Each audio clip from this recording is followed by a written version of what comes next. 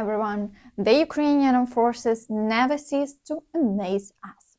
In the Bakhmut direction, the clearance of the western part of Klishchiivka has been officially confirmed. But the battles for the village continue. Unfortunately, there are still Russian forces on the outskirts of the village. At least as of the moment of creating this video, the situation looks exactly like that. In Avdiivka, the Ukrainian forces have started to fortify their positions, but the territory closer to the railway remains in a grey zone. And the attacks by the Russians on the northern flanks haven't stopped. So far, there haven't been any changes in the front line, but the occupiers continue to attack the Ukrainian forces' positions, and the situation remains challenging.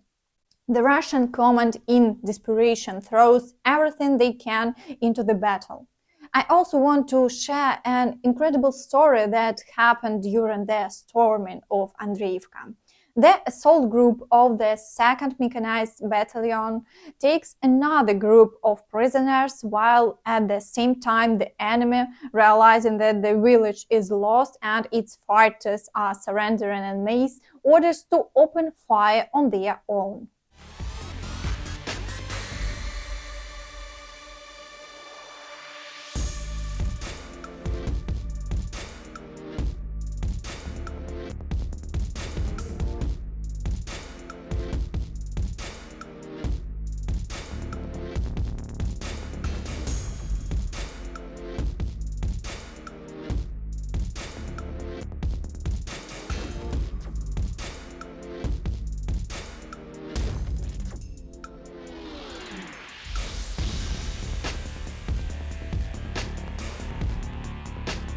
Arrival at the command post, there is silence and everyone looks grim.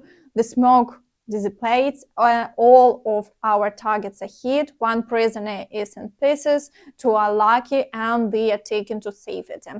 Luck plays a role in war. I don't think anyone has any more questions about how the Russian command treats its subordinates. Today, exclusive footage of the liberation of Avdiivka was also published.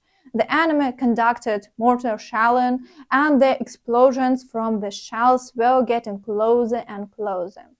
So the assault teams continued to hunt down the enemy in the middle of the battlefield, in the populated area teeming with Russians.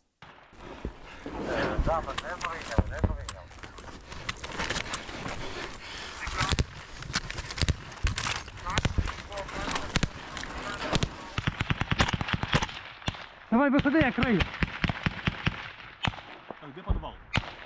Там підвал. О, тут нора. Тут труп. Просуваємося до будинків. Все. Займаємо тут. Я дивився, там нічого нема. Де він? Отак, наліво. І доповідайте, до якого будинку ви виходите, щоб я вас бачив.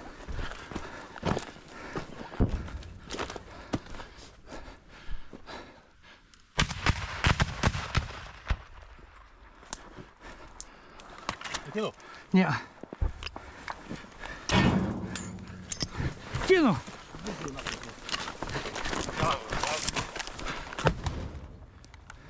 Все, пішли. Пішли сюди. Сюди, так. Да.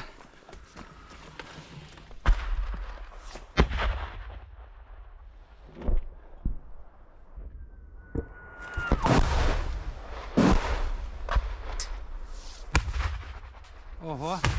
О, блядь. Сзади нас якраз. Ви должны кидати. Це такі живі.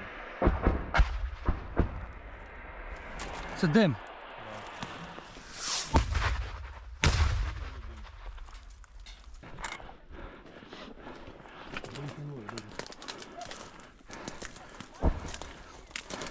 Залазь туди. Криєте, пацани? Оп. О, бля. О! Да, ти.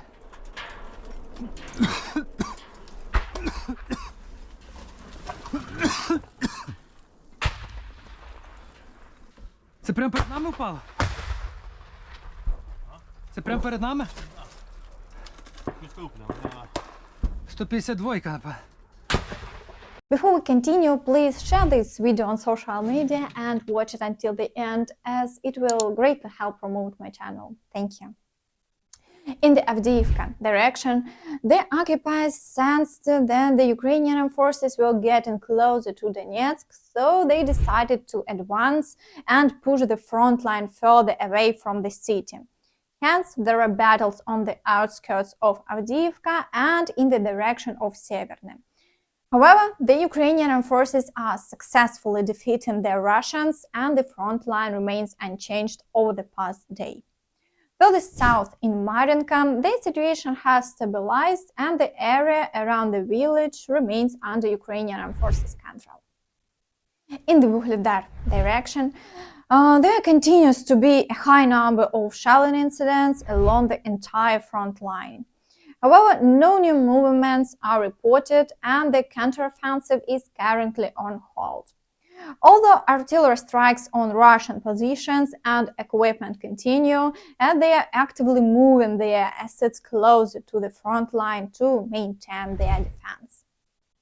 In the Zaporizhzhia direction, the situation is very challenging. The occupiers have significantly increased their activity with a substantial increase in the number of shelling incidents. They are also attempting to advance to prevent the Ukrainian forces from moving further towards Tokmak. However, according to the latest reports, tactical battles are ongoing in the areas of Verbove and Novoprokopivka, although there have been no changes in the front line over the past day. Also, it was reported yesterday evening about new explosions in Berdyansk, but details are currently unavailable. I also want to share with you footage of heavy combat on the Tokmak direction. The video was taken by a female fighter. Before the war, she was a teacher, and today she bravely fights against Russian invaders.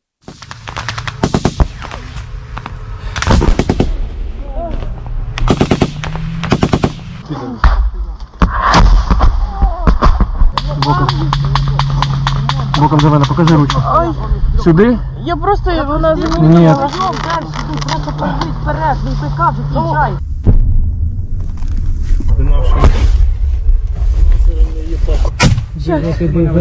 Сейчас сделаю. Заклеиваю. Сейчас будет полегче. Все хорошо, сейчас.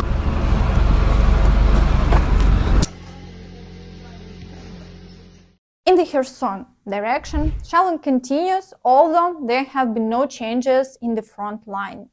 Increasingly, photos of dried-up reservoirs are appearing online, indicating that in most places water sources have dried up. Whether the military will use this situation to quickly move to the other side remains unknown at this time. To date, there have been no reported troop movement in this area. In the Kupiansk direction, the Russians are continuing to shell the areas around Kyselivka and Stepova Novosilka. They are attempting to target Ukrainian forces' positions, but it's evident that they no longer have significant firepower, so it's unlikely that they will make a serious breakthrough in this direction. In the area of Svatove, the occupiers didn't receive assistance in the form of tanks or prisoner contingents. The front line remains unchanged and the Ukrainian forces are holding their positions as before. Therefore, the occupiers have no choice but to continue shelling and wait for Putin to make a gesture of goodwill. In the direction of Krymina and Siversk, the situation remains stable today with a minimal number of shelling incidents and no offensive actions are reported.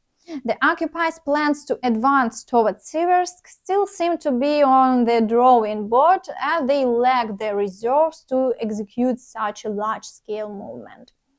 As it stands, there have been no significant changes in the front line as both sides have significantly fortified their position.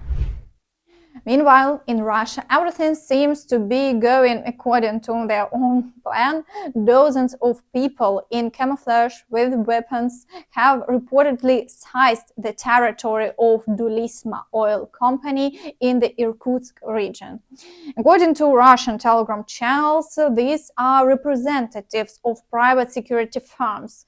In videos from the scene, they can be seen firing shots into the air and forcing people to the ground.